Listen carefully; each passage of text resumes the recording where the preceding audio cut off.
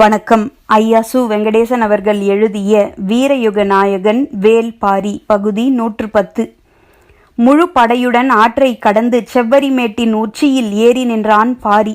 எதிர்ப்புறம் பறந்து விரிந்து கிடந்தது நிலப்பரப்பு. எங்கும் எருக்கும் நெருஞ்சியும் விளைந்து கிடந்தன. கண்ணுக்கெட்டிய தூரம் வரை மேடு பள்ளம் எதுவும் இல்லாமல் வானின் விளிம்பு வரை சமமாய் கிடக்கும் மண்ணை வாழ்வில் முதன்முறையாக பார்த்தான் பாரி. அந்த நிலத்தின் வடதிசை ஓரத்தில் இருக்கும் கோட்டையைச் சுற்றி எண்ணற்ற யானைகள் நின்றிருந்தன. அங்கிருந்து தென் திசையில் மிக தொலைவில் வேந்தர் படை நின்று கொண்டிருந்தது. கோட்டையிலிருந்து மிக விலகி ஏன் நிற்கிறார்கள் என புரியவில்லை. யானைப்படையால் சூழப்பட்ட கோட்டைக்குள் நீலன் இருக்கிறான் என்பது உறுதிப்பட்டது. ஆனால் அந்த இடத்தை விட்டு காத தொலைவு தள்ளி பெரும் படை நிற்கிறது. ஏன் இந்த உத்தி என்று சிந்தித்தபடி நின்றான் பாரி. காற்றில் வந்த சுருளம்புகளின் தாக்குதலால் செவ்வரிமேட்டில் முன்னிலையில் நின்ற வேந்தர் படை வீரர்கள் முற்றிலுமாக அழிந்தனர். 2ஆம் 3ஆம் நிலையில் இருந்தவர்கள் அப்படியே உள்வாங்கி நெடுந்தொலைவை கடந்து உள் நிலத்துக்கு வந்து சேர்ந்தனர். அவர்கள் வந்து நிலை கொள்ளும் வரை பரம்புப்படை செவ்வரிமேட்டுக்கு மேலே வந்து சேரவில்லை. ஆற்றை கடப்பதற்கு நினைத்ததை விட அதிக நேரமாகி இருக்கிறது. அது வேந்தர் படைக்கான வாய்ப்பாக அமைந்தது. மிக நீண்ட நேரம் கழித்து செவ்வரிமேட்டுக்கு மேலே ஏறிய பரம்பு படை பாய்ந்து முன்னேறி வராமல் அப்படியே நின்றது. தொலைவிலிருந்து அதை மயூர்கிழாரும் வேந்தர்களும் உற்று கவனித்தபடி இருந்தனர். நாம் வெகு தொலைவு உள்ளே வந்துள்ளோம். ஆனால் நாம் வந்த இந்த தொலைவுதான் அவர்களுக்கு அச்சத்தை ஊட்டுகிறது.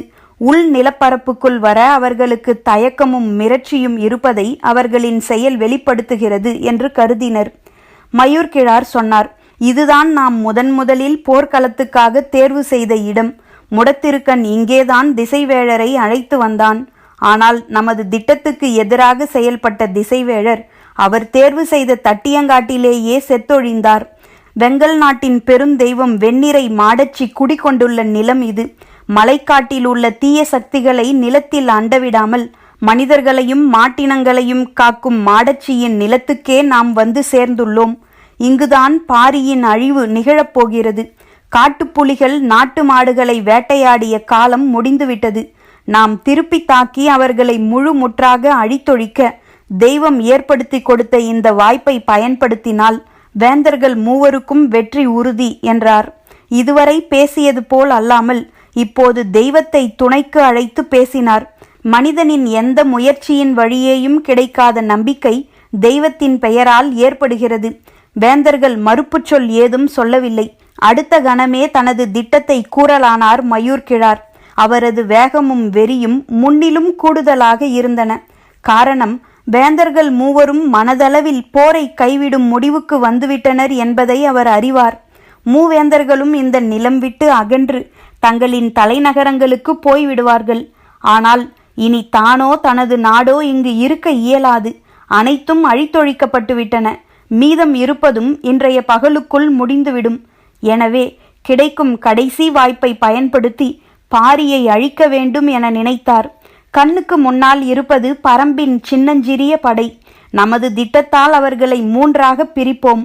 வடதிசையில் யானைகளால் பாதுகாக்கப்படும் கோட்டையை சுற்றி மாகநகன் தலைமையிலான படை நின்று கொண்டிருக்கிறது. நானும் அரசகுல மாவீரர்களான சோழவேழனும் பொதியவெற்பனும் வலிமையான படையோடு நடுவில் இந்த இடத்திலேயே அணிவகுத்து நிற்கிறோம். சிறப்பு கவசப்படை வீரர்களோடு மூவேந்தர்களும் தென்கோடியில் பாதுகாப்புடன் நில்லுங்கள். எதிரிகள் 3 கூறுகளாக பிரிந்தே ஆவார்கள். 3ஆக பிரிந்தால் ஒரு கூட்டத்தில் 300 பேருக்கு மேல் இருக்க மாட்டார்கள். அவர்கள் எவ்வளவு பெரிய மாவீரர்களாக இருந்தாலும் நமது வலிமையால் அவர்களை எளிதில் வீழ்த்த முடியும். அவர்களில் முக்கியமானவர்கள் யானைப்படையை தாக்க வடக்கு கோட்டையை நோக்கி போவார்கள். அப்போது நாங்கள் அவர்களை சுற்றி வளைத்து தாக்கி அழிப்போம் என்றான். மயூர்கிழாரின் திட்டம் குறித்து ஆழ்ந்து சிந்தித்தார் குலசேகர பாண்டியன். ஆற்றில் இறங்கியவர்களை அழிக்கப் போன கருங்கைவாணன் இன்னும் வந்து சேரவில்லை. நாம் மிகவும் உள்ளே தள்ளி வந்துவிட்டோம். எஞ்சியிருக்கும் படை வீரர்களில் பெரும்பாலானோர் சேர வீரர்களே. இப்போது தாக்குதல் வேண்டாம் என முடிவெடுத்தால் உதியஞ்சேரல் உடனடியாக பிரிந்து விடுவான். நமது நிலைமை மிகவும் வலிமை குன்றியதாக மாறிவிடும். நாம் தப்பிப்பதே கடினமாகிவிடும். எனவே மயூர்கிழாரின் ஆலோசனையை ஏற்று நம்பிக்கையோடு போரிடுவதாக முடிவெடுப்போம். அப்போதுதான் படையை ஒன்றுபடுத்தி நிறுத்த முடியும். போரின் போக்கிற்கேற்ப அடுத்த கட்டத்தை நாம் தீர்மானித்து கொள்ளலாம். ஏனென்றால் இது வெங்கல் நாட்டின் எல்லை பகுதி. இதற்கு கீழ்ப்பகுதியில் இருப்பது ஊரல் காடு. அது பற்றி மற்றவர்களுக்கு எதுவும் தெரியாது. யாராலும் அதற்குள் நுழைந்து வெளியேற முடியாது. நாம் எளிதில் தப்பிக்கலாம் என மனதில் எண்ணியபடி மயூர்கிழாரின் திட்டத்துக்கு உடனடியாக அனுமதி கொடுத்தான் குலசேகர பாண்டியன். செங்கன சோழனுக்கு பெரும் குழப்பமாக இருந்தது. இவ்வளவு பேரழிவுக்கு பிறகும் எப்படி எதிர்நின்று தாக்கும் முடிவை எடுக்கிறார் குலசேகர பாண்டியன் என்பது விளங்கவில்லை. கோட்டைக்குள் இருக்கும் நீலனை வெட்டி வீசச் சொல்லிவிட்டு நாம் பாதுகாப்பாக இந்த இடம் விட்டு நீங்கலாம் என்று நினைத்தான். ஆனால் அதை சொல்லும் நிலையில் சூழல் இல்லை. அவன் தந்தை சோழவேழன் மயூர்கிழாரை விட பெருஞ்சினத்தோடு பிரிக்கப்பட்ட படைக்கு தலைமை ஏற்று போய்க் கொண்டிருந்தார். இதே குழப்பம் உதியஞ்சேரலுக்கும் இருந்தது. ஆனால் சமவெளியில் நன்றாக உள்ளே வந்துவிட்டதால் பாரி இவ்வளவு தொலைவு மலையை விட்டு விலகி வர மாட்டான். எனவே படையை 3ஆக பிரிப்பது சிறந்த உத்தி என நினைத்தான். அதேபோல 300 யானைகளால் காக்கப்படும் கோட்டையை தாக்க அவர்களால் கொண்டு வர முடிந்தது 4 யானைகள் மட்டுமே. மீதி யானைகள் வந்து சேர்வதற்குள் போர் முடிந்துவிடும் என சிந்தித்தான் உதியஞ்சேரல். முக்கியமாக குலசேகர பாண்டியன் வேறு பக்கம் போகாமல் தங்களோடு இங்கே இருப்பதற்கு ஒப்புக்கொண்டதால் இந்த திட்டத்தின் மீது வேறு ஐயம் எதுவும் தோன்றவில்லை. கருங்கைவாணன் வந்து சேரும் வரை மூவேந்தர்களின் கவசப்படையின் முன் தளபதியாக உசந்தன் நிற்பது என முடிவானது. ஏறக்குறைய தன் வீரர்களை முழு முற்றாக இழந்து நிற்கும் செங்கனச் சோழன் சோழப்படை தளபதி உசந்தன் தனது அருகில் இருப்பதை ஆறுதலாக உணர்ந்தான். மயூர்கிழார் திட்டப்படி போதுமான இடைவெளியோடு வேந்தர் படை 3ஆக பிரிந்தது. பெரும் எண்ணிக்கையிலான வீரர்களோடு பொதியவெற்பன் சோழவேழன் ஆகியோரோடு நடுவில் இருக்கும் படையில் வீறு கொண்டு நின்றார் மயூர்கிழார். செவ்வரிமேட்டில் ஏறிய பரம்பு படை ஏதும் செய்யாமல் அப்படியே அங்கு நின்றது. முன்னேறுவதா அல்லது திரும்புவதா என்ற குழப்பத்தில் அவர்கள் இருப்பதுதான் இதற்கு காரணம். அதே நேரம் அவர்கள் வராமல் நாம் முன் சென்று தாக்க வேண்டாம் என்ற முடிவோடு இருந்தார் மயூர்கிழார். மேட்டு நிலம் ஏறியவுடன் எதிரிகளை நோக்கி முன்னேறாமல் படையை அப்படியே நிறுத்தியிருந்தான் பாரி. எதிரிகளின் படை மீண்டும் பிரிந்து விலகுவதை பார்த்தான். வடகோடியில் யானைப்படையால் சூழப்பட்ட கோட்டை இருந்தது. தென்கோடியில் கவசமணிந்த குதிரை வீரர்கள் நிறைந்த சிறு படை இருந்தது. இவை இரண்டுக்கும் இடையே தனக்கு நேர் எதிராக வெகு தொலைவில் பெரும் படை ஒன்று அணிவகுத்து நின்றது. காலாட்படை வீரர்களால் நிறைந்துள்ள அந்த படையில் ஆங்காங்கே குதிரையில் சில வீரர்கள் நின்றனர். அவர்கள் அணிந்துள்ள கவசங்களின் தன்மையை வைத்து அவர்கள் தளபதிகளாகவோ வேந்தர்களாகவோ இருக்க வாய்ப்புண்டு என கருதினான் பாரி. இடது பக்கம் ஆற்றை கடந்து 4 யானைகளோடு மேலேறிய தந்தமுத்தத்துக்காரர்களுக்கு சிறிது கால இடைவெளி தேவைப்பட்டது. அதற்கான நேரத்தை கணித்தபடி திட்டங்களை வகுத்து கொண்டிருந்தான் பாரி. பரம்பு நிலம் விட்டு வெகு தொலைவு வந்துள்ளோம். நாகக்கரட்டின் மேல் நின்று குறிப்புணர்த்தியது போல இப்போது எதையும் செய்ய முடியாது. நீலனை மீட்க இதுவே இறுதி தாக்குதல். பரம்பின் மிக வலிமையான வில் வீரர்களிடம் மிக குறைவான அம்புகளே உள்ளன. எதிரிகள் நம்மை 3ஆக பிரித்து எளிதாக தாக்கி அழிக்க நினைக்கிறார்கள் என எண்ணியபடி பாரி சொன்னான். கோட்டைக்குள் இருக்கும் நீலனை மீட்பதே முதற்பெரும் வேலை. தந்தமுத்தத்துக்காரர்களின் தாக்குதல் தொடங்கியவுடன் மின்னல் வேகத்தில் செயல்பட வேண்டும். எல்லா வகைகளிலும் நமது வலிமையான தாக்குதல் அங்கு நிகழ வேண்டும். எனவே முடியனும் உதிரனும் திறன்மிக்க வீரர்களோடு வடதிசைக்கு போங்கள். விண்டன் சிறிய அளவிலான குதிரை வீரர்களை அழைத்து கொண்டு தென்கோடியில் இருக்கும் கவசப்படையை தாக்கட்டும். காத தொலைவுக்கு அப்பால் ஆற்றின் கரையிலிருந்து வந்து கொண்டிருக்கும் காலம்பன் அவனோடு இணைந்து கொள்ளட்டும். அதுவரை விண்டன் நிதானமான தாக்குதலை நடத்தட்டும். நடுவில் இருக்கும் இந்த பெரும் படையை நான் எதிர்கொள்கிறேன் என்றான் பாரி. அதிர்ந்தான் முடியன். நடுவில்தான் எதிரிகளின் வலிமை மிகுந்த படை அணிவகுத்து நிற்கிறது. அப்படி இருக்க எண்ணிக்கையில் மிக மிக குறைந்த வீரர்களோடு பரம்பு தலைவன் தனித்து போவது சரியல்ல என்றான். இப்போது முக்கியம் நீலனை மீட்பது. நீயும் உதிரனும் அந்த கோட்டையை நோக்கி முழு வேகத்தோடு முன்னேறுங்கள். நடுவில் நிற்கும் இந்த பெரும்படை உங்களை நோக்கி வராமல் நான் பார்த்து கொள்கிறேன் என்றான். முடியன், உதிரன், விண்டன் மூவரும் இதை ஏற்றுக்கொள்ளவில்லை. ஆனால் உதிரனோ விண்டனோ பாரியை மறுத்து பேச முடியாது. முடியன் மீண்டும் சொல்ல வாயெடுத்த போது, அங்கே பார் என்றான் பாரி. அவன் கை நீட்டிய வடதிசையை அனைவரும் பார்த்தனர். கொண்டு வந்த 4 யானைகளில் 3 யானைகளை முன்னங்கால்களை மண்டியிட வைத்து நிறுத்தினர் தந்த முத்தத்துக்காரர்கள். ஒரு யானை மிகவும் பின்னால் நின்று கொண்டிருந்தது. வேலை தொடங்கிவிட்டது. உடனே அவ்விடம் போ என்றான் பாரி. அதன் பிறகு பேச இடம் ஏதுமில்லை. தங்களுக்கான வீரர்களோடு முடியனும் உதிரனும் அந்த இடம் விரைந்தனர். கோட்டையை சுற்றி 300 யானைகளை அணிவகுத்து நிறுத்தியிருக்கும் அல்லங்கீரன் தன் எதிரிகள் 3 யானைகளை மண்டியிட வைத்துக் கொண்டிருப்பதை உற்று பார்த்தான். அவனது யானைப்படைக்கு பின் பெருந்தளபதி மாகநகன் தனது சிறப்பு வீரர்களோடு நின்றிருந்தான். சிறுவயது முதல் யானை போரில் பயிற்சி கொண்டு இணையற்ற பெரு வீரனாக வளர்ந்தவன் அல்லங்கீரன். யானைப்படையின் தளபதியாக நீண்ட காலம் இருந்த அவன் வயதானதால் அந்த பதவியிலிருந்து விலக்கப்பட்டான். ஆனாலும் யானைகளின் மீதிருந்த காதலால் கட்டுத்தறியின் காவலனாக பொறுப்பேற்று அந்த பணியை செய்து வந்தான். எதிர்பாராமல் தட்டியங்காட்டு போரின் கடைசி நிலையில் மூவேந்தர்களின் யானைப்படைக்கு அவன் தலைமை தாங்கும் நிலை உருவானது. வாழ்வு முழுவதும் யானை போரிலே கழித்த அல்லங்கீரன் எதிர்பாராமல் தனக்கு கிடைத்த இந்த வாய்ப்பை சிறப்பாக பயன்படுத்த வேண்டும் என நினைத்தான். ஆனால் போரிட வேண்டிய எதிரிகளோ 3 யானைகளை மட்டுமே கொண்டு வந்து மண்டியிட வைத்து ஏதோ சடங்கு நடத்தி கொண்டு இருக்கிறார்கள். என்ன இதுவென்று புரியவில்லை என அலுத்து கொண்டான். தந்த முத்தத்துக்காரர்கள் 3 யானைகளையும் முன்புற கால்களை மடித்து மண்டியிட வைத்தபடி அவை ஒவ்வொன்றின் பின்புற குதத்திலும் வட்ட வடிவ நீள் மூங்கிலை செருகினர். தாங்கள் குடுவையில் கொண்டு வந்த மூலிகை சேர்மானத்தை அதில் ஊற்றினர். அப்போது முன்புறம் நின்றிருந்தவர்கள் நெல்லிக்காய் அளவு உருண்டைகளை யானைகளின் அடிநாக்கில் வைத்தனர். தொலைவிலிருந்து அதை பார்த்த பாரி தாக்குதலை தொடங்கும் நேரத்தை கணித்து உத்தரவிட்டான். குரல் கேட்ட கணம் விண்டன் குதிரை வீரர்களோடு தென்கோடியில் இருக்கும் கவச வீரர்களை தாக்க விரைந்தான். இருபுறமும் வீரர்கள் பிரிந்தவுடன் இருக்கும் சின்னஞ்சிறு படையை கொண்டு முன்னே நிற்கும் வேந்தர் படையை நோக்கி முன்னேறத் தொடங்கினான் பாரி. தனது திட்டப்படி எதிரிகள் 3ஆய் பிரிந்துவிட்டனர் என்பதை பார்த்த கணம் வெற்றி கூச்சலிட்டார் மயூர்கிழார். அது வீரர்களுக்கும் பெருந்திணவை கொடுத்தது. வெகு தொலைவில் இருந்து சின்னஞ்சிறு கூட்டம் முன்னோக்கி ஓடி வந்து கொண்டிருந்தது. வருகிறவர்களை உருத்தெரியாமல் அழிக்க வேண்டும் என காத்திருந்தனர் பொதிய வெப்பனும் சோழவேழனும். விண்டன் தென்கோடியை நோக்கி குதிரையை விரட்டி கொண்டிருந்தான். முடியனும் உதிரனும் தந்த முத்தத்துக்காரர்களை வந்தடைந்தனர். கன நேரம் கூட காலம் தாழ்த்தாமல் உள்நுழைய வேண்டிய மிகப்பெரிய பொறுப்பை தங்களிடம் பாரி கொடுத்துள்ளான் என்னும் எண்ணமே சற்றே பதற்றத்தை கொடுத்தது. மிக மிக குறைந்த வீரர்களுடன் எதிரிகளின் பெரும் படையை தாக்க பாரி முன்னேறி கொண்டிருப்பது பதற்றத்தை மேலும் அதிகமாக்கியது.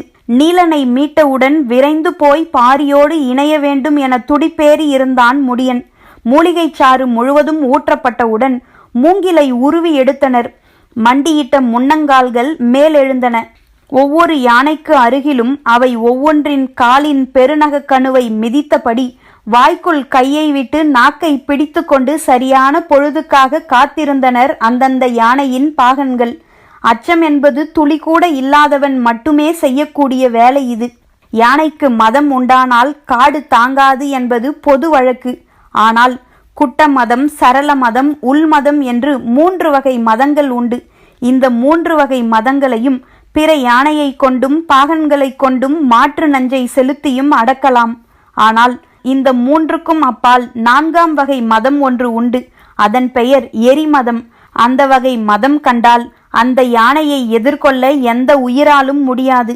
தனது நிழலையே கொல்ல விரும்பும் மதம் அதுதான். மதம் பிடித்த மற்ற யானைகள் பிளிரினால் அந்த காட்டில் மனிதன் எங்கு இருந்தாலும் பிளிரல் கேட்ட கணத்தில் கை கால்கள் தானே பின்னிக்கொள்ள கீழே விழுவான். பிளிரலின் அதிர்வு மனிதனின் உள்ளியக்கத்தை நிலைகுலையச் செய்துவிடும். ஆனால் எரிமதம் கண்ட யானையின் பிளிரலை கேட்டால் யானையே கால்கள் பின்னி கீழே விழும். தந்த முத்தத்துக்காரர்களால் யானைக்கு 4 வகையான மதத்தையும் உருவாக்க முடியும். மதமே யானையின் முழு ஆற்றலையும் வெளிப்படுத்தும். மதமே யானையின் மிகச்சிறந்த குணம். அந்த குணத்தை யானைக்கு வரவழைப்பது தந்த முத்தத்துக்காரர்களுக்கு மட்டுமே தெரிந்த செயல். யானைகளின் நாக்கை இறுக பிடித்திருந்த ஒவ்வொருவனும் அது பெருகும் வேகத்தை கண்டு உள்ளுக்குள் நடுங்கத் தொடங்கினர். முதலில் எரிமதம் கொண்ட யானையின் நாக்கு பெருகும். பிறகு அதன் முகம், கன்னம், துதிக்கை ஆகிய 3ம் பெருகும். நாக்கு பெருகி முடித்து முகம் பெருகத் தொடங்கும் முன் அதன் தன்மை உணர்ந்து அனைவரும் விலக வேண்டும். நாக்கு பெருக்கத் தொடங்கியவுடன் அதிலிருந்து கையையும் காலின் பெருநக கணுவிலிருந்து தமது காலையும் ஒரே நேரத்தில் விலக்கிக் கொண்டு ஓசை எழுப்பியபடி அந்த இடம் விட்டு 3 பாகன்களும் ஓடத் தொடங்கினர். பாகன்கள் விட்டு விலகிய கணம் 3 யானைகளும் தங்களுக்கு எதிரில் திரண்டிருக்கும் யானை கூட்டத்தை நோக்கி ஓடத் தொடங்கின. எரிமதத்துக்கான சேர்மானம் உடல் முழுக்க பரவிக் கொண்டிருந்தது. மிகச்சில வீரர்களை மட்டுமே கொண்டிருந்த பாரி எதிரே நிற்கும் வேந்தர் படையை நோக்கி சென்று கொண்டிருந்தான். எவ்வளவு முயன்றும் போரை தவிர்க்க முடியவில்லை. கடந்த 6 நாளாக எவ்வளவு முயன்றும் போரை முடிக்க முடியவில்லை. இன்றோடு எல்லாம் முடிவுக்கு வர வேண்டும். இனி பச்சைமலை தொடரை நோக்கி வேந்தர்களின் வேர்க்கம்புகள் ஒருபோதும் நீளக்கூடாது என்ற முடிவோடு முன்னோக்கி சீறிக்கொண்டிருந்தான் பாரி. எரிமதம் கண்ட யானைகள் தமது காதுகள், முகம், வால் ஆகிய 4கையும் நிலை கொள்ளாமல் ஆட்டின. பிளிரல் தொடங்கும் முன்பு நடக்கும் செயல் இது. தங்களை நோக்கி ஓடி வந்து கொண்டிருக்கும் 3 யானைகளின் மீதும் பாகன்கள் இல்லை. ஆயுதங்கள் ஏந்திய வீரர்களோ முகப்படாமோ கவசமோ இல்லாமல் வந்து கொண்டிருக்கின்றன. ஆனால் தன்மையும் வேகமும் மிகவும் மாறுபட்டதாக இருக்கின்றனவே என அல்லங்கீரனுக்கு தோன்றியது. எனினும் வெறும் 3 யானைகளால் என்ன செய்துவிட முடியும் என்ற எண்ணத்துடன் அவற்றின் வருகையை எதிர்நோக்கி கொண்டிருந்தான். அதே மனநிலையோடுதான் மயூர்கிழார் நின்று கொண்டிருந்தார். 3ஆக பிரிந்த பரம்பு படையின் மிகச்சிறிய பகுதி மட்டுமே தங்களை நோக்கி வருகிறது. வரும் படையில் குதிரைகளும் இல்லை, வில் வீரர்களும் இருப்பது போல் தெரியவில்லை. பிறகு எந்த நம்பிக்கையில் அவர்கள் வந்து கொண்டிருக்கிறார்கள் என்ற சிந்தனையில் நின்று கொண்டிருந்தார். அதுவரை தந்தத்தின் மேலே துதிக்கையை முறுக்கியபடி ஓடி வந்து கொண்டிருந்த யானைகள் இப்போது துதிக்கையை 2 பக்கமும் முழுமையாக வீசத் தொடங்கின. தலையை மறுத்து ஆட்டி அதைவிட வேகமாக காதுகளை ஆட்டத் தொடங்கின. யானையை மனிதனால் விரைவாக நடக்க வைக்க மட்டுமே முடியும், ஒருபோதும் ஓட வைக்க முடியாது. ஏனென்றால் ஓடும் யானையின் மீது தூசு கூட நிற்காது. அப்புறம் மனிதனால் எப்படி அமர முடியும்? யானை ஓடும் நிலத்தில் புற்கள் மீது புல்லினம் அமராது. யானை ஓடி மனிதன் பார்ப்பது மிக மிக அரிது. மனிதன் பார்த்ததெல்லாம் பாகன்கள் யானையை விரைவாக நடத்தி செல்வதை மட்டும்தான். போர்க்களத்திலும் அந்த காட்சிதான் தென்படும். ஆனால் இப்போது அவர்களின் கண்களுக்கு எதிரில் வந்து கொண்டிருக்கும் யானைகள் விரைவாக நடந்து வரவில்லை, நிலமதிர வந்து கொண்டிருக்கின்றன. பெரும் பரப்பில் யானைகளின் ஓட்டத்தை முதன்முறையாக பார்க்கின்றனர். அவற்றின் முதுகெலும்பு வளைவுகள் எம்பி இறங்கின. பார்த்து கொண்டிருந்த அல்லங்கீரனுக்கும் அவர்களின் யானைகளின் மீது இருக்கும் பாகன்களுக்கும் கண்களில் நடுக்கம் துளிர்க்க தொடங்கியது. பாரியை தொடர்ந்து சிறு படை வந்து கொண்டிருந்தாலும் அவனை சுற்றி ஓடி வந்த 5 பாரிக்கான ஆயுதங்களோடு ஓடி வந்தனர். பாரியால் எதிரில் நிற்கும் மொத்த படையையும் அழித்தொழிக்க முடியும் என பரம்பு வீரன் ஒவ்வொருவனுக்கும் தெரியும். ஆனால் எந்த ஆயுதத்தால் எப்படிப்பட்ட தாக்குதலை நடத்தப் போகிறான் என்பதை காண உடன் ஓடி வரும் வீரர்கள் ஆர்வத்தோடு இருந்தனர். ஒருவன் மூவிலை வேலினை பெருங்கட்டாக தூக்கி வந்து கொண்டிருந்தான். இன்னொருவன் கண்டர கோடரிகளை ஏந்தி கொண்டு வந்தான். வாள் வகைகளையும் வில் அம்பு வகைகளையும் இருவர் எடுத்து வந்தனர். இவர்கள் எல்லாம் ஒன்றுக்கும் மேற்பட்ட ஆயுதங்களை எடுத்து வந்தனர். ஆனால் இவர்கள் 4 விட பின்தங்கி 5வதாக ஒருவன் வந்து கொண்டிருந்தான். காரணம், அவன் தூக்கி வந்த ஆயுதம். அதன் பெயர் எருள்தடி. அது தடி வகையைச் சேர்ந்த ஆயுதம். அதன் தலையில் இரும்பு களிமண்ணை உருக்கி உருளையாய் வார்த்திருப்பர். அந்த உருளையின் நடுப்பகுதியில் முளைவிடும் விதையளவு இரும்பினாலான மழு எழும்பி இருக்கும். தடிவகை ஆயுதம் எல்லாம் தாக்கி அழிக்கும் தன்மையை கொண்டவை. ஆனால் எருள்தடி தாக்கும் ஆயுதமன்று, சிதைக்கும் ஆயுதம். பாறையோ பெருமரமோ எதுவாக இருந்தாலும் எருள்தடியால் ஓரடி அடித்தால் சிதைந்து நொறுங்கும். இணையற்ற வலிமை கொண்ட மாவீரர்களால் மட்டுமே கை கொள்ள முடிகிற ஆயுதம் அது. வேந்தரின் படையை நெருங்கின யானைகள். எரிமதம் கண்ணை கட்டியது. கருவிழியை சுற்றியுள்ள வெண்மை மறைந்து தேன் நிறம் எய்தியது. தேன் நிறம் எரியத் தொடங்கியது. உடலுக்குள் ஏதேதோ நிகழ்ந்தன. கும்பத்தின் உச்சியில் இருக்கும் மயிர்கற்றைகள் தீக்கொழுந்து போல் மேலெழுந்தன. பருத்து வீங்கிய துதிக்கையை சுழற்றியபடி தலை உயர்த்தி பிளிரத் தொடங்கின. 10 யானையின் பிளிரல் ஒரு மத யானையின் பிளிரலுக்கு சமமல்ல. 10 மத யானையின் பிளிரல் ஒரு எரிமத யானையின் பிளிரலுக்கு சமமல்ல. காற்றெங்கும் பறக்கும் பறவைகள் கிடுகிடுத்த போது ஒன்றை தொடர்ந்து ஒன்றாக 3 யானைகள் விடாது பிளிரின. நேற்றிரவு இறங்கிய இடிகளின் மொத்த ஓசையும் ஒன்றாய் இறங்கிக் கொண்டிருந்தது. எரிமத பிளிரலின் பேரோசை வேந்தர் படை யானைகளின் உள் நரம்புகளை அதிரச் செய்தது. படைக்கு அருகில் வந்ததும் ஆயுதத்தை வாங்க பின்னால் வந்து கொண்டிருப்பவனை நோக்கி கையை நீட்டினான் பாரி. ஒருவன் மூவிலை வேலையும் இன்னொருவன் கண்டர கோடரியையும் தர முன்வந்தனர். அவற்றை மறுத்து இறுதியாக வந்து கொண்டிருந்தவனிடம் இருந்து எருள்தடியை வாங்கினான் பாரி. வேந்தர் படையின் நடுவில் நின்றிருந்த மயூர்கிழார் காத தூரத்துக்கு அப்பால் இருக்கும் யானைப்படையின் பிளிரல் ஓசை இதற்கு முன் கேட்டிராத அளவு இருக்கிறதே என்ற நடுக்கத்தோடு பார்த்துவிட்டு திரும்பினான். திரும்பிய கணம் யானையின் தும்பிக்கையால் அடித்து வீசப்படும் மனிதர்களைப் போல தனது படையின் முன்கள வீரர்கள் நாலாபுறமும் வீசப்பட்டனர். எரிமத யானைகள் அருகே வரும்போது வேந்தர் படை யானைகள் மேலிருந்த பாகன்களையும் வீரர்களையும் வீசி அடித்துவிட்டு வெறி கொண்டு ஓடின. எந்த ஓர் உயிரினமும் தன் உயிர் காக்கும் செயலை உச்ச ஆற்றலோடுதான் நடத்தும். சிதறிய படையில் ஒன்றையொன்று சரித்து கொண்டு மேலேறியபடி ஓடின யானைகள். யானைகளே சரிந்து விழும்போது மனிதர்களால் என்ன செய்ய முடியும்? அல்லங்கீரன் எக்கணம் தூக்கி வீசப்பட்டான் என்பது தெரியவில்லை. மிதிப்பட்டு நசுங்கிய போது அவனது விழியொன்று உருண்டோடியது. கட்டுத்தறிக்கு பழகிய யானைகள் காட்டு யானைகளின் முன் நிற்காது. இவை காட்டு யானைகள் மட்டுமல்ல, எரிமதம் கொண்ட யானைகள். இவற்றின் பிளிரல்கள் மற்ற யானைகளின் நினைவு புலனில் இருக்கும் ஆதி அச்சத்தை விடாது கிளறுபவை. அந்த ஓசையை கன நேரம் கூட அவற்றால் கேட்க முடியாது. ஆனால் எரிமத யானைகளோ விடாது பிளிரக்கூடியவை. 1000 வீரமுண்டா வாத்தியங்களை ஒன்றாய் இசைத்தாலும் இவற்றின் பிளிரல் ஓசைக்கு முன்னால் அவற்றின் ஓசை சிறுத்து ஒடுங்கும். வேந்தர் படையை தாக்கி முன்னேறினான் பாரி. உன்மத்தம் ஏறிய யானையின் தாக்குதலை விட வலிமையானதாக இருந்தது அது. எருள்தடியால் தாக்கப்பட்டவர்கள் யானை மிதித்தால் எப்படி உருத்தெரியாமல் ஆவார்களோ அப்படி ஆனார்கள். அடிவாங்கிய வேகத்தில் தூக்கி வீசப்பட்டவனை தாண்டி அவனது தசைகள் போய் விழுந்தன. அதை பார்த்த மற்ற வீரர்கள் மிரண்டு ஓடத் தொடங்கினர். பிளிரலோடு முன்னேறி வந்த எரிமத யானைகளின் வேகம் கண்டு மற்ற யானைகளால் ஓட முடியாது. விரட்டி வந்த வேகத்தில் முன்னால் சென்ற யானை ஒன்றின் பின் கால் சப்பையில் அடித்தது. அடிவாங்கிய கணமே கமுக்கட்டை உடைந்து கீழே விழுந்தது அந்த யானை. விழுந்த யானையின் காலை பிடித்து தூக்கி சுழற்றியது எரிமத யானை ஒன்று. கண்ணுக்கு அப்பால் தூக்கி வீசப்படும் வீரர்களை பார்த்து பொதிய வெப்பனும் சோழவேழனும் நடுங்கி போயினர்.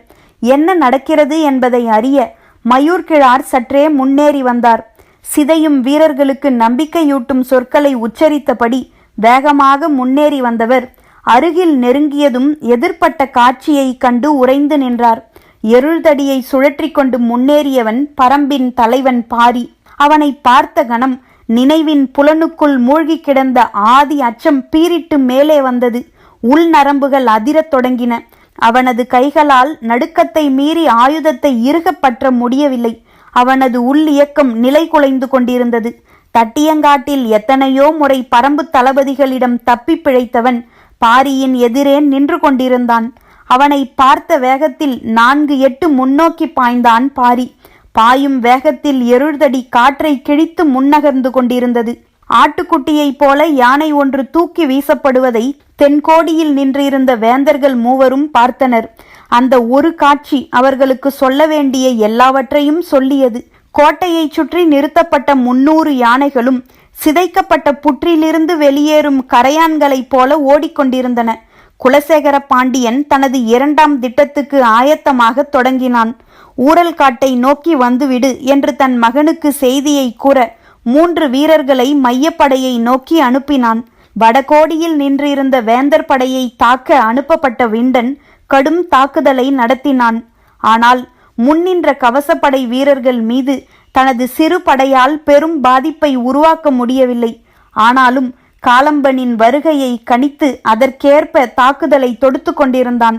எரிமத யானையின் தந்தத்துக்கு வேந்தர் படை யானை எதுவும் சிக்கவில்லை. ஆனால் பாரியின் எருள்தடிக்கு சிக்கினார் மயூர்கிழார்.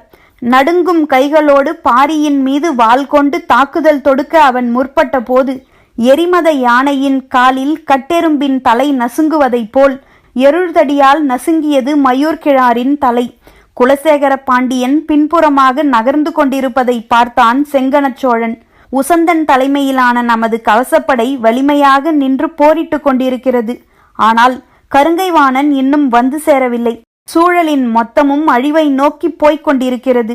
யானைப்படை சிதைந்த கணமே நமது திட்டம் முழுமையும் தோல்வி அடைந்துவிட்டது.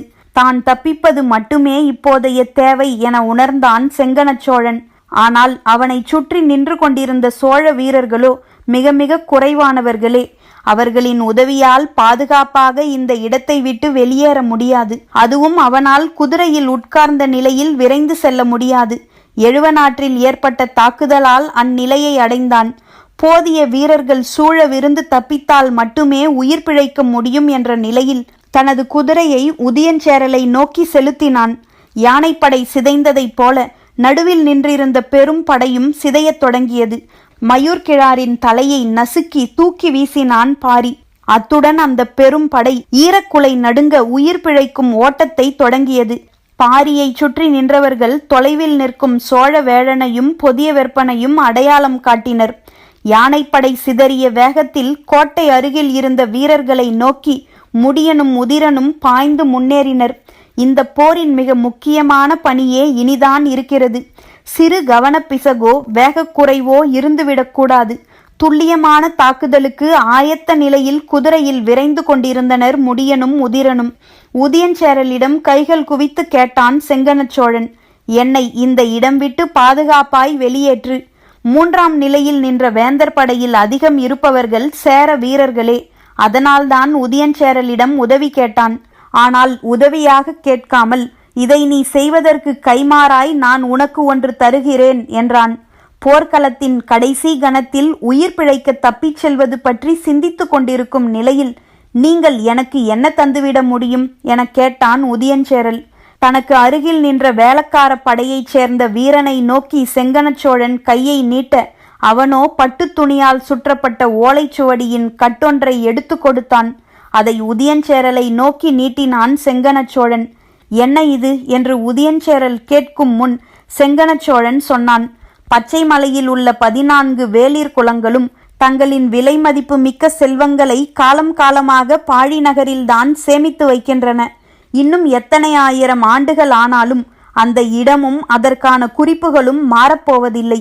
அந்த இடம் எங்கு இருக்கிறது என்ற குறிப்பை காடர்களை கொண்டு அறிந்தேன். மிக துல்லியமான இந்த குறிப்பின் அடிப்படையில்தான் நான் எழுவனாற்றின் மேல்முனை வரை சென்று விட்டேன். ஆனால் அதன் பிறகு பாரியால் தாக்கப்பட்டு எனது படை அழிந்தது. காடர்கள் உருவாக்கிய அந்த குறிப்பு இந்த ஏட்டில் இருக்கிறது. இந்த போரில் வெற்றி பெற்றால் இதை பாண்டியனுக்கு வழங்கலாம் என்றிருந்தேன். ஆனால் போருக்கு தலைமை தாங்கிய குலசேகர பாண்டியனோ நம்மிடம் சொல்லாமலேயே இந்த களம் விட்டு அகன்று கொண்டிருக்கிறார். இனி இது சேரர்களுக்கு சொந்தம். என்னிடம் இன்னொரு படி இருக்கிறது. என்றைக்கானாலும் அந்த செல்வத்தை சேரனோ சோழனோதான் கைப்பற்ற வேண்டும் என்று சொல்லி அதை கொடுத்தான். உதியஞ்சேரலுக்கு மெய் சிலிர்த்தது. இது முன்னமே கிடைத்திருந்தால் இந்த போர்க்களத்துக்கே நான் வந்திருக்க மாட்டேனே என்று அவன் சொல்லிக் கொண்டிருக்கும் போது காலம்பனின் பெருங்குரல் கேட்டது. கருங்கைவாணன் மாண்டுவிட்டான் என தெரிந்த கணமே வேந்தர்களின் கவசப்படை நிலை குலையத் தொடங்கியது. அந்த கணத்தில் விண்டன் எரிந்த ஈட்டி உசந்தனை குத்தி தூக்கியது. படை சிதறத் தொடங்கினாலும் சோழவேழன் தப்பி வெளியேற முயலவில்லை. அவன் பாரியை எதிர்கொள்ளவே முனைந்தான். பொதிய வெப்பனும் அதே மனநிலையோடு பாய்ந்து முன்னேறினான். நாக்கை துருத்தி பல்லை கடித்தபடி விரைந்து வந்தான் சோழவேழன். ஓங்கிய எருள்தடியை நிறுத்திவிட்டு கண்டராக்கோடரியை வாங்கினான் பாரி. யானைப்படையை பரம்பினர் முழுமையாக சிதறச் செய்துவிட்டனர் என தெரிந்ததும் தளபதி மாகநகன் தனக்கு வழங்கப்பட்ட 2ஆம் திட்டத்தை நிறைவேற்றும் முடிவுக்கு வந்தான். கோட்டைக்குள் இருக்கும் நீலனின் தலையை வெட்டி வீசிவிட்டு தப்பி வெளியேறுவதுதான் அந்த திட்டம். மாகநகன் தனது குதிரையை திருப்பி உட்கோட்டைக்குள் நுழைய நினைக்கும் போது உதிரனின் விற்படையினரின் அம்புகள் சீறி பாய்ந்தன. கன நேரத்துக்குள் கணக்கில்லாத அம்புகள் முழு விசையோடு இறங்கின. மாகநகன் உள்ளே நுழைந்து நீலனை வெட்டிவிட்டு செல்வோமா அல்லது இப்போதே தப்பிச் செல்வோமா என ஒரு கணம் சிந்தித்தான். அப்போது முடியன் மின்னல் வேகத்தில் கோட்டையை நோக்கி பாய்ந்து கொண்டிருந்தான். தமக்கு முன்னால் மொத்த படையையும் அழித்து கொண்டிருக்கும் பாரியை வீழ்த்தும் வெறியோடு சோழவேழனும் பொதிய வெப்பனும் சூழ்ந்து தாக்க முற்பட்ட போது அவர்களின் தாக்குதலை தடுக்க எந்தவித முயற்சியும் பாரி செய்யவில்லை. அந்த தாக்குதல் சிறுபிள்ளைத்தனமாக தோன்றியது. சோழவேழன் வீசி வந்த வாளை கண்டரா கோடரியால் தட்டிவிட்ட வேகத்தில் அவன் கழுத்தில் கொடுத்து வாங்கினான் கோடரியை. கண்டரா கோடரியின் கூர்மை மலைவேம்பின் முண்டையே வெட்டி இறங்கக்கூடியது. அறுத்து இழுக்கப்பட்ட கோடரியின் வேகத்தில் சோழவேழனின் தலை கண்ணிமைக்கும் நேரத்தில் சரிந்தது. தனது குதிரைக்கு முன்னால் உருண்டு வந்த சோழவேழனின் தலையை பார்த்து மிரண்ட பொதியவெற்பன் தான் என்ன செய்யலாம் என சிந்தித்த கணத்தில் அவனது நெஞ்சுக்குழிக்குள் இறங்கியது கண்டரா கோடரியின் கைப்பிடி முனை. வெளியில் நின்று போரிட்டு கொண்டிருக்கும் ஒரு வீரன் கூட கோட்டைக்குள் நுழையக்கூடாது என்பதில் மிக தீவிரமாக இருந்தான் உதிரன். அவன் வீசிய அம்புகள் கோட்டை வாயிலின் அருகே ஒருவரையும் நிலை கொள்ளச் செய்யவில்லை. அதையும் மீறி மாகநகன் உள்ளே நுழைய முயன்றான். குதிரையில் பாய்ந்து கொண்டிருந்த முடியனின் கண்கள் கோட்டை வாசலில்தான் நிலை குத்தி இருந்தன. மாகநகன் கோட்டைக்குள் நுழையும் கணத்தில் அவனது கவசத்தை துளைத்து கொண்டு உள் நுழைந்தது முடியனின் ஈட்டி. வேந்தர்களின் கடைசி முயற்சியை பரம்பின் குடிமுடியன் குத்தி சாய்த்தான். காலம்பன் பெரும் உருமலோடு வந்து கவசப்படையை தாக்க முயலும் போது வேந்தர்கள் மூவரும் வெளியேறியிருந்தனர். முடியன் முழு வேகத்தோடு உள்ளே நுழையும் வரை அவனுக்கு பின்னால் இருந்த உதிரனின் படை இடைவிடாது அம்புகளை பாய்ச்சியபடி இருந்தது. நடுவில் நின்ற படை முற்றிலுமாக சிதறி ஓடிக்கொண்டிருந்த போது முடியன் கோட்டைக்குள் நுழைந்தான். நுழைந்த கணம் அவன் எழுப்பிய சீழ்க்கை ஓசை எங்கும் எதிரொலித்தது. பாரியும் காலம்பனும் விண்டனும் தங்களை எதிர்த்து நிற்கும் வீரர்கள் யாரும் இல்லாத களத்திலிருந்து சீழ்க்கை ஓசை கேட்ட கோட்டையை நோக்கி ஓடி வரத் தொடங்கினர். இந்த ஓசைக்காக காத்திருந்த தந்த முத்தத்துக்காரர்கள் தனியே நிறுத்தியிருந்த 4ஆம் யானையை கோட்டையை நோக்கி அழைத்துச் சென்றனர். பகலின் 15ஆம் நாழிகை. கதிரவனின் வெப்பக்கதிர் நிலமெங்கும் ஒளி வீசிக் கொண்டிருந்தது. காணும் இடமெல்லாம் எருக்கலை இலைகளும் நெருஞ்சி இலைகளும் குருதியை ஏந்தி இருந்தன. எங்கும் மனித கதறல் எதிரொலித்தது. குத்தி சாய்க்கப்பட்ட குதிரைகளும் யானைகளும் ஈனக்குரலில் ஒலி எழுப்பின. எரிமதம் கொண்ட யானையாலும் எருள்தடி கொண்ட பாரியாலும் நடுங்கிய நிலம் உச்சி பொழுதில் நிலை கொள்ளத் தொடங்கியது. 4ஆம் யானை கோட்டையை விட்டு வெளியேறத் தொடங்கியது. அதன் கழுத்தில் தந்த முத்தத்துக்காரன் உட்கார்ந்திருந்தான். முதுகில் இலவம்பஞ்சால் சிறு நார் கொண்டு பின்னப்பட்ட விரி மெத்தையின் மேல் நீலன் அமர்ந்திருந்தான். அவன் பின்னே முதுகின் மேல் நிலையில் பாரி அமர்ந்திருந்தான். நீலனின் இடது காலின் காயம் மிக வலிமையானதால் முழு பிடிமானமும் கிடைக்கவில்லை. யானையின் அசைவுக்கு ஏற்ப பின்னால் அமர்ந்திருந்த பாரியின் இடது தோளில் சாய்ந்தபடி இருந்தான் நீலன். யானையை தொடர்ந்து முடியன், காலம்பன், உதிரன், விண்டன் ஆகியோரும் பரம்பு வீரர்களும் ஏந்திய ஆயுதங்களோடு வந்து கொண்டிருந்தனர். தகிப்பேறிய கண்களும் சீற்றம் குறையாத முகமுமாக இருந்த பாரிக்கு நீலன் தோளில் சாய்ந்த கணத்திலிருந்து வெப்பம் குறையத் தொடங்கியது. செந்தேன் நிறத்தில் எரிந்து கொண்டிருந்த அவனது கண்கள் வெண்மை கொள்ளத் தொடங்கின. எரிமதம் இறங்கத் தொடங்கியது. அவர்களுக்கு முன்னே கிழக்கும் மேற்குமாக நீண்டு கிடந்த பச்சை மலை தொடர் தன் பிள்ளைகளுக்காக கைவிரித்து காத்திருந்தது. நடந்து கொண்டிருந்த யானையின் தந்தத்தின் மீது தும்பி ஒன்று வந்து அமர முயன்றது. குனிந்து அதை பார்க்க முயன்ற பாரி பறவை ஒன்றின் மாறுபட்ட ஓசையை கேட்டு தலை நிமிர்ந்து பார்த்தான். அவனது தலைக்கு மேலே காரமலையை நோக்கி ஓசை எழுப்பியபடி பறந்து கொண்டிருந்தது கருங்கிளி. பரம்பின் குரல் ஒலிக்கும்.